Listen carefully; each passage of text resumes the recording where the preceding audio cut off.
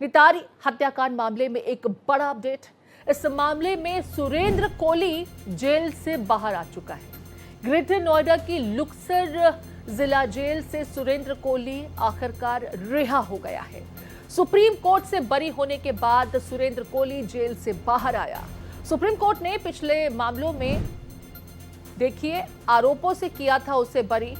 12 अन्य मामलों में उसे पहले ही बरी किया जा चुका था और 13वां मामला जो रिम्पा हल्दर केस से जुड़ा हुआ था, इस मामले में भी आखिरकार सुरेंद्र कोली, जिसके विरुद्ध एजेंसीज सबूत ठीक से नहीं जुटा पाई, सुप्रीम कोर्ट ने इसे क्यूरेटिव पिटीशन में बरी किया, जिसके बाद ग्रेटर नोएडा की लुक्सर जेल से रिहा हो चुका है सुरेंद्र कोली।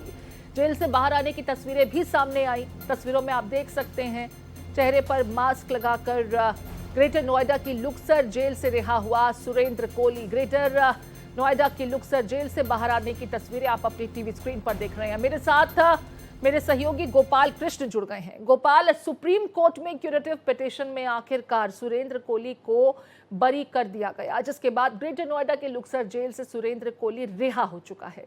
लेकिन यहाँ सवाल उन मासूमों का जिनके साथ खौफनाक कृत्य को अंजाम दिया गया, जिनके अंग के अवशेष D5 निठारी के पास के नाले से बरामद हुए थे।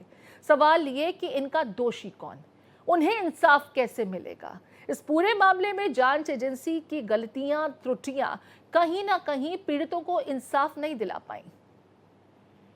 जी बिल्कुल प्रीति, आपने सही कहा। लगभग 20 साल पुराना यह मामला है। 2005-6 में यह मामला सामने आया था। उसके बाद न सिर्फ भारत बल्कि पूरी दुनिया में सुर्खियों में छाया रहा और उसके बाद इस मामले में मनिंदर सिंह पंढेर और सुरेंद्र कोली जो नौकर था पंढेर का, उसको गिरफ्तार किया गया और लगातार मामले की सुनवाई होती रही। और इस मामले में निचली अदालत ने सुरेंद्र कोली और कुछ मामलों में मनिंदर सिंह पंढेर को फांसी की सजा सुनाई, जिसके खिलाफ इलाहाबाद हाई कोर्ट में याचिका दायर किया गया और इलाहाबाद हाई कोर्ट ने कुछ मामलों में फांसी की सजा को बरकरार रखा, लेकिन कुछ मामलों में फांसी की सजा को उम्र कैद में तब्दील कर दिया। उसके बाद मामला सुप्रीम कोर्ट पहुंचा और सुप्रीम कोर्ट जब मामला पहुंचा तो सुप्रीम कोर्ट ने 12 मामलों में सुरेंद्र कोली और मनिंदर सिंह पंढेर को बरी कर दिया और उसके बाद एक मामला जो रिम्पा हल्दर के मामले में था, उस मामले में सुप्रीम कोर्ट ने जो आजीवन कारावास की सजा सुनाई गई थी, यानी कि फांसी से आजीवन कारावास में जो तब्दील की गई थी,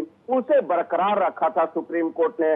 उसके बाद सुरेंद्र कोली ने रिव्यू पिटीशन फाइल किया था, जिसे सुप्रीम कोर्ट ने 2011 में खारिज कर दिया और 2011 के बाद पुनः क्यूरेटिव पिटीशन, जो लास्ट ऑप्शन सुरेंद्र कोली के पास बचा हुआ था, उसका उसने इस्तेमाल किया और सुप्रीम कोर्ट ने कहा कि जो साक्ष्य और सबूत दिए गए थे, 60 दिनों तक इसके साथ यातनाएं की गई, सिर्फ 164 का बयान के अलावे और कोई सबूत मौजूद एजेंसी के पास नहीं है, लिहाजा इसे तुरंत रिहा किया जाता है और 11 नवंबर को सुप्रीम कोर्ट ने रिहा करने का आदेश दिया, जिसके बाद आज सुरेंद्र कोली अंततः जेल से बाहर आ गया।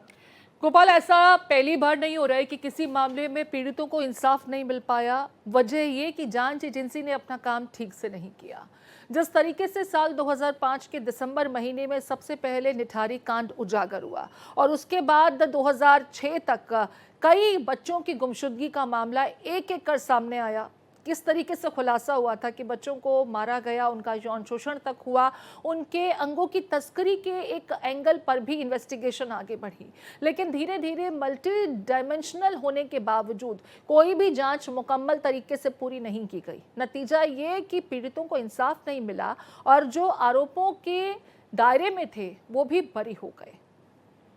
जी बिल्कुल प्रीति, कहीं न कहीं जांच एजेंसी के ऊपर एक बहुत बड़ा सवाल है कि आखिर जांच एजेंसी ने कैसे और किस तरीके से जांच किया जो असली गुनाहगार तक को नहीं पहुंच पाई और दो बेगुनाहों को लगभग 20 साल तक जेल में बितानी पड़ी। आखिर इसका जो है असली जिम्मेदार कौन है और जो 20 साल की सजा इन्होंने काटी है, उसको लेकर के जो है राज्य सरकार और केंद्र सरकार के पास क्या नीति है, इस पर भी ध्यान देना होगा, क्योंकि इस मामले में जो है 29 के बाद 19 बच्चों और महिलाओं के कंकाल मिले थे नाले से, और जिसके बाद गाजियाबाद पुलिस, नोएडा पुलिस के बाद जो है इस मामले को सीबीआई को सौंपा गया था, और सीबीआई इस मामले की जांच कर रही थी, जिसके बाद गाजियाबाद कोर्ट से इस मामले में दोनों को सजा सुनाई गई थी।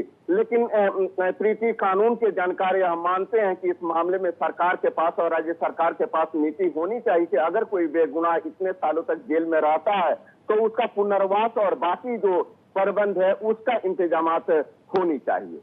बहुत शुक्रिया गोपाल, विस्तार से इस पूरे मामले पर अदालत में क्या कुछ हुआ और क्या नहीं हो पाया उस बाबत जानकारी साझा करने के लिए।